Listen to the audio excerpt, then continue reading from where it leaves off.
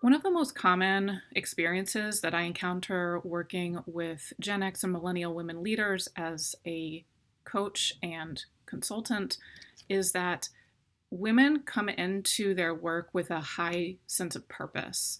They have a deep sense of empathy and compassion, which draws them to these caregiving professions, whether it be teaching, education, healthcare, or in my case, previously in ordained clergy. And there seems to be this understanding that women in leadership burn out because of what's known as compassion fatigue. The idea that you're giving of yourself so much to others and not sort of reinvesting in yourself in ways that make that work sustainable. Well, when you put the onus on women leaders to do the heavy lifting of balancing that, it really overlooks some of the systemic issues that place women leaders in this precarious space of having to be everything for everyone. And instead of looking at it as a case of, oh, women leaders need to have more boundaries or had to have stronger or more firm boundaries, what's important is to look at the ways in which empathy is exploited in these caregiving settings. So, when I talk about the exploitation of empathy, I'm really looking at the ways in which systems and relationships and work environments take advantage of the kind of natural proclivity of women leaders to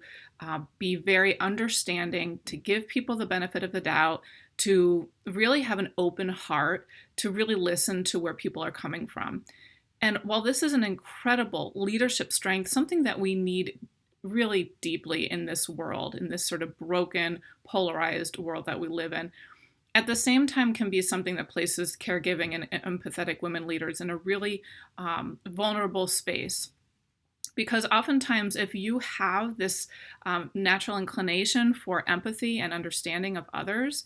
it really causes other less healthy, less self-differentiated people to sort of suck that energy and to take advantage of that energy.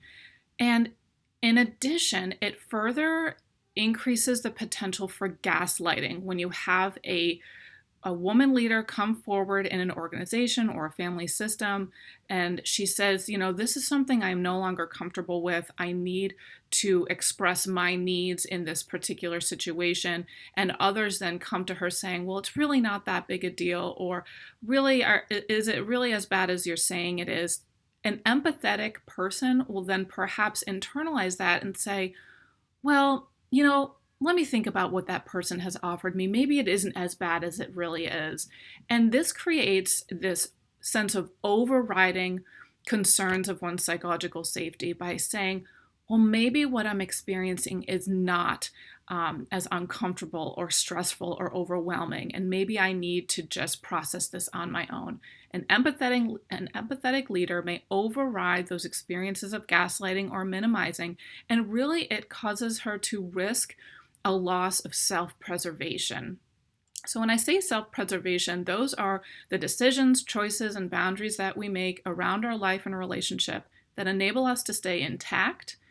whole, and grounded, in particular for empathetic leaders who have a tendency to avail themselves in perhaps unsustainable ways to other people.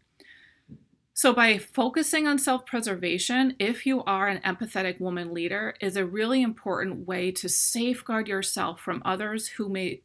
try to take advantage of that empathetic impulse that you have. It's something that's important to protect and maintain, this desire to be empathetic, compassionate, understanding, but to be really clear about what you're willing to take on and what you're willing to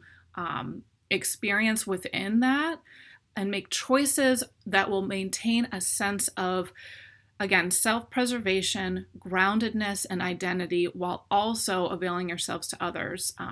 So keep that in mind if this is the kind of leader that you see yourself as being. And if you are struggling with how to maintain self-preservation while at the same time being an empathetic and compassionate leader, I would love to talk further with you and help you develop those strategies to have a sustainable, life-giving work that maintains and protects your own well-being.